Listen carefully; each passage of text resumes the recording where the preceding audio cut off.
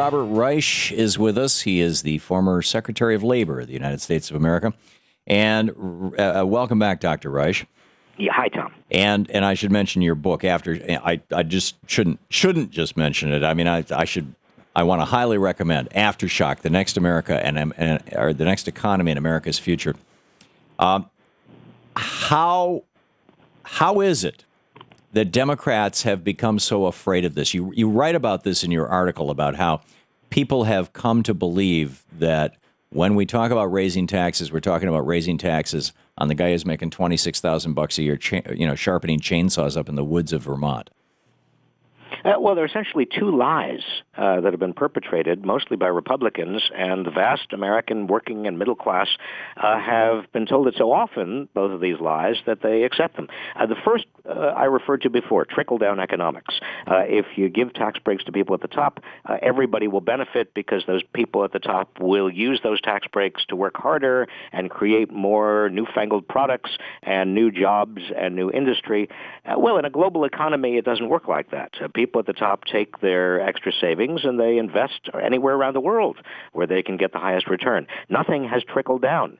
The second lie is that any average working person will or can or inevitably must become a millionaire. And so if you start taxing the millionaires, eventually you're going to start taxing any average working person who becomes a millionaire. That's just simply a lie because it doesn't happen. In fact, it's harder and harder for average working people to work their way up to the lofty heights of earning $1 million a year. And those people who are actually earning more than $1 million a year, they now have more political power than ever before in terms of entrenching their own political interests. What is the next economy and America's future?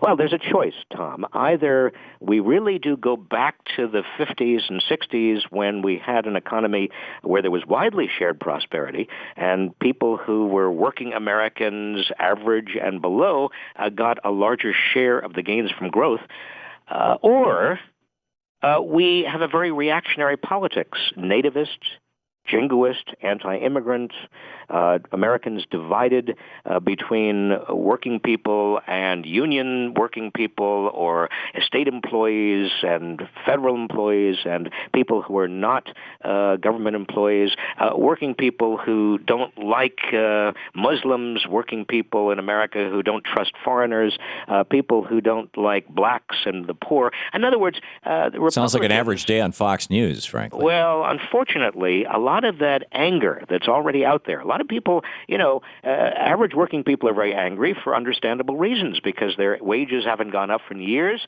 They have trouble paying their mortgages. They feel like the game is rigged, and to some extent it is. They look at the bailout of Wall Street, and they are apoplectic.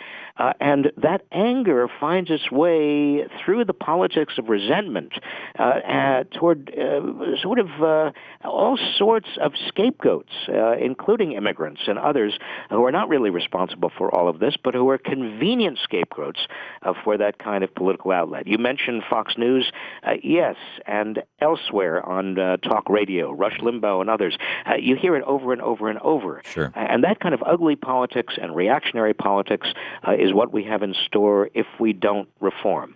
On the other hand, as David Ricardo pointed out in 18, I think, when he wrote on labor and on profits and ultimately assembled it into a book, the Victorian era and what preceded it for some time with maximum wage laws rather than minimum wage laws to maintain a permanent underclass of the working poor, a small middle class of basically entrepreneurs, which is what Scrooge and Marley were in Dickens' tale. I mean, Dickens knew this well. His father was thrown in debtor's prison.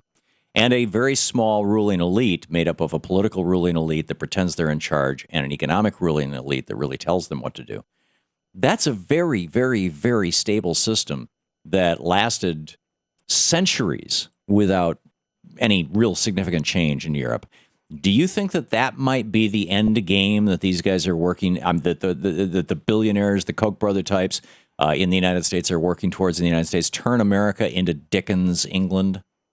It is certainly true that if nothing changes, we are moving back to the era of the robber barons, the 1880s, when not only were the rich super rich, and not only was the middle class and the working class consigned to lower and lower wages and a lot of poverty, but you had extraordinary political power to the extent that the lackeys of the robber barons were putting sacks of money on the desks of legislatures. And they bought off the Supreme Court, too. And they bought out everybody. You see, not only do we have to be very aware of the fact that wealth and income are now more concentrated than they've been in 80 years in America, but we also have to understand that with that wealth and income concentrated at the top comes political power.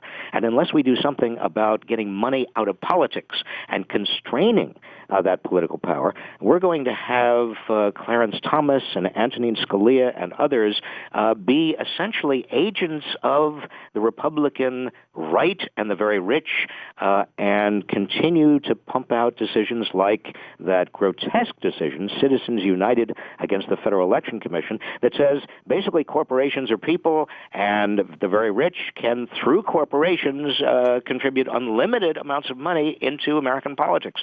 Well, that's the end of our democracy. Yeah, all based on the failure of the guys who wrote the 14th Amendment to put the word natural before the word person. I mean, corporations are not people. It's absurd. Yeah. That opinion is absurd. Yeah, absolutely. But Tom, the Democrats have got to wake up to this and got to get more aggressive. And Robert, reflect. very quickly, do you have any Democrats who are willing to introduce this as legislation? Let's put it this way. I'm working on it. Okay, good. If there's anything that I can do to help, or our 3.5 million viewers and listeners can do to help, please let us know. I will, Tom.